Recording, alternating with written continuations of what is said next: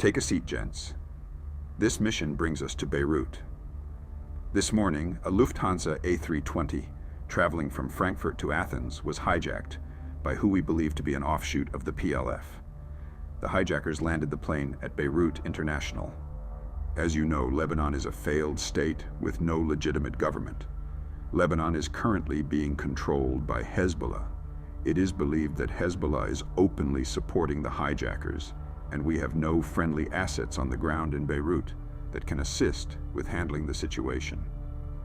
The hijackers are demanding Israel cease military actions in the West Bank and the release of some high-value prisoners. They have given a deadline of 5 hours to comply with these demands, or they will start killing hostages. I don't need to tell you that these demands are unachievable. Lufthansa has informed us.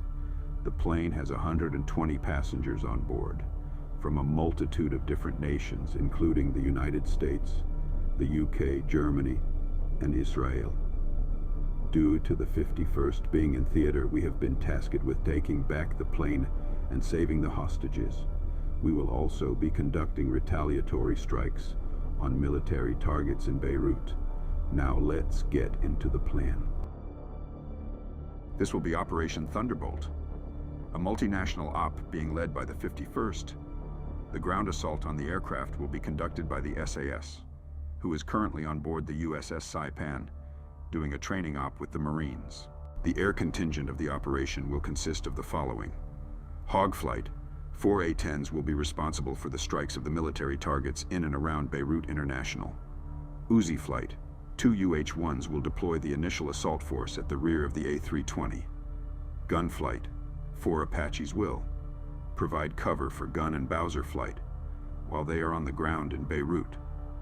Bowser Flight, 1 C-130J, will land at Beirut with the rest of the SAS troops and evacuate the hostages.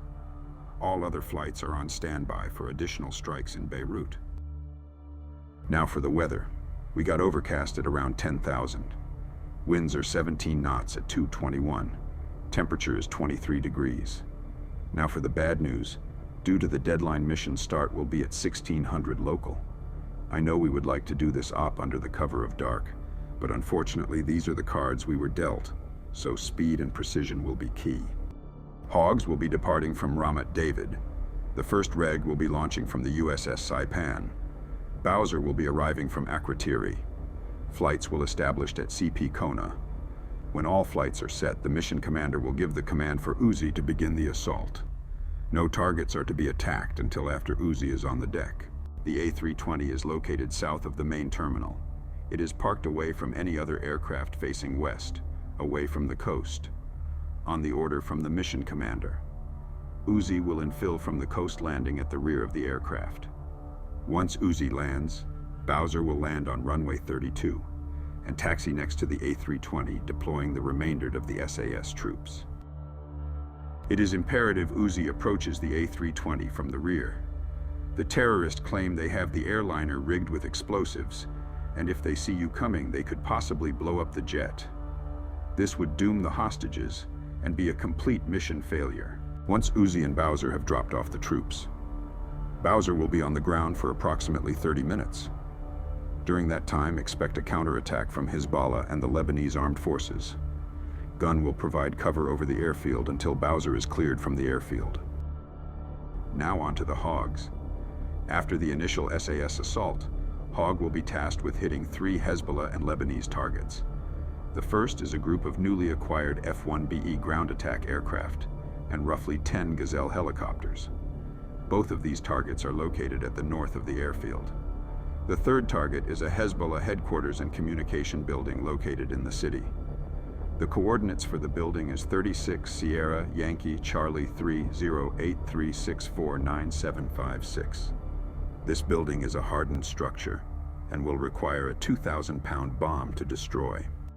Known threats are the following: infantry armed with AK-47s, 80mm mortars, man-portable air defense, technicals with both 50 caliber machine guns and ZU-23s, Soviet-era BMP-1s, Ural trucks with ZSU-23s, ZSU-57s, SA-9s, and finally SA-8s. It goes without saying that the stakes on this mission will be extremely high.